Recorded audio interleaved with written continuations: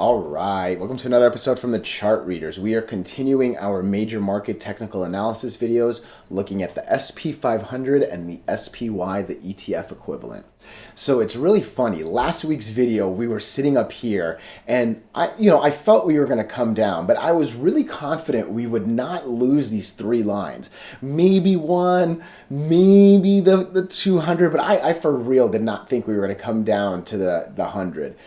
At the end of this week, as I make this video now, I'm not quite sure if these two lines are going to hold, right? So it's crazy how things change so quickly in a week, right? So before we go deeper in the details of what are we going to do today, same thing we always do, right? We'll take a look at the daily and the weekly to see how things are going.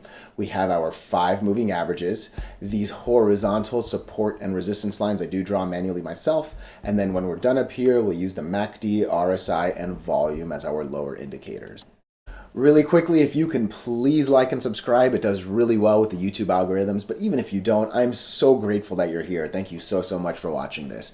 And then if you disagree with anything, please throw it in the comments, okay? I'm not here pretending I'm the all-knowing stock guru wizard guy. I'm just giving you my opinions, and if yours are better than mine, believe me, I'm very open to hearing them, and I want to hear them, you know what I mean? So let's get into it. So again, I started the video literally. I made the video over the weekend before we started trading in the week, and what looked bad definitely got a lot worse because again, we have 3 lines down here. This one should have been a bounce point. It kind of was, and then just random gap down right under, right? Again, this one should be a bounce point. I guess in some ways it kind of was because we did wick all the way down and at least shot back up, but I'm telling you, I don't know if Monday is going to open above this line, if it's just going to come a little closer to this line, or if it's actually going to even gap down and kind of start coming here.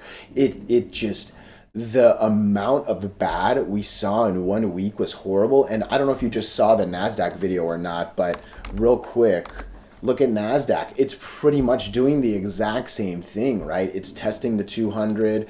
It looks like it's going to come down to the other lines. This one's already lost the first of the 3, right? At least it's still on the 200. But man, my hope for a healthy bounce is now starting to become a worry of, are we about to trade under all the moving averages? And if you watch my videos enough, you know that's a horrible thing, right? It's way better to break them all and trade up here than to go anywhere below the 5 and under, right? Because from there, it's just, we're hoping the lines I draw are strong enough to catch it versus these computer lines, right? So yeah, it seems really scary here.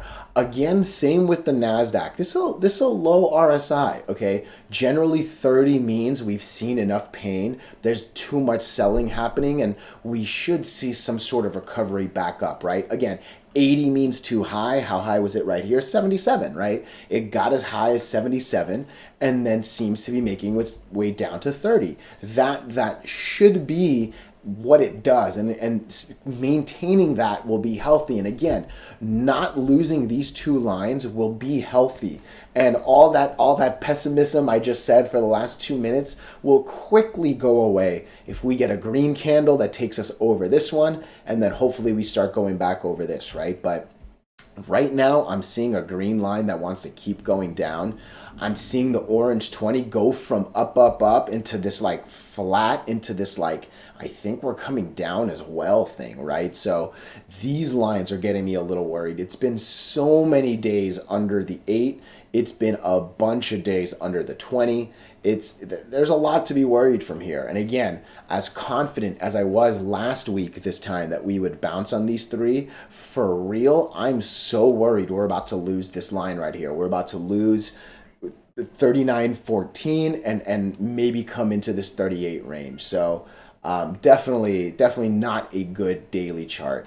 Man, this is a really bad weekly chart too, because again, what looked like was going to be a run to the 100 is quickly turning into a bad rejection. We just lost 2 moving averages on a single week.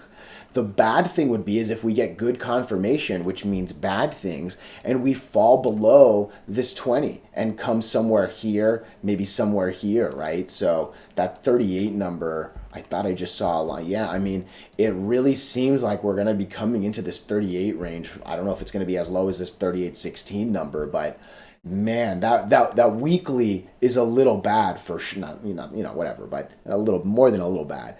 Can't lose 2 lines in one candle. That's horrible. And again, look how close the MACD is. It looks like it wants to come back to the 0, maybe even go under. That RSI looks like it definitely is still not very happy. We went from what looked like good to back to tight to now maybe looking like bad, right? So, man, that is no bueno. What does the monthly look like? Okay, all right. This is an interesting monthly.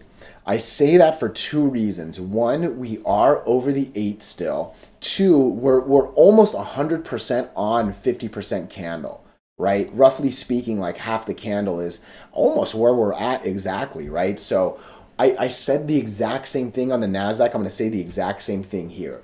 I would love, and I never say I love horizontal trading, but I would love horizontal trading through the first couple weeks of through the first couple days of the week and the last couple days of the month. Let's close the monthly candle over the 8 and over 50% candle. That would be really nice. I don't know if that's asking for too much because, again, the way we were talking about the daily and the weekly, it doesn't seem like Monday's going to be great.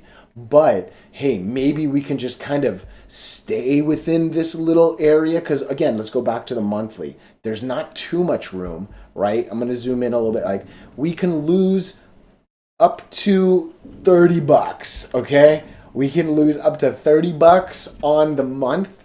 Ideally, we do not go lower than 39.40 on the last day of the month. For real, okay? I don't want to mess up that monthly chart. But that's pretty much what I have for the SP-500. Let's take a look. Sorry, not SPX, XPY. Let's look at the ETF again. All I want to do is see similarities, and that's what I see here, right? We're still within these two. Yeah, we're still seeing that 32. This thing's really close to the 0 line. Again, lost 2 candles on a single bounce, and then the monthly should be just over the green line, Perfect. Okay, again, it does not seem very positive here. I think the NASDAQ and the SP 500 have been kind of like following each other the last like week, 2 weeks, right? You can almost say since the beginning of January. They both had the good uptrend in January and a little bit of a lag in February. So I would watch how NASDAQ plays, even if you're more interested in the SP 500. But hey, these are my opinions. Again, if you have different ones, please tell me. I am really, really open to opposing minds and all that stuff. So hey, I really appreciate your time.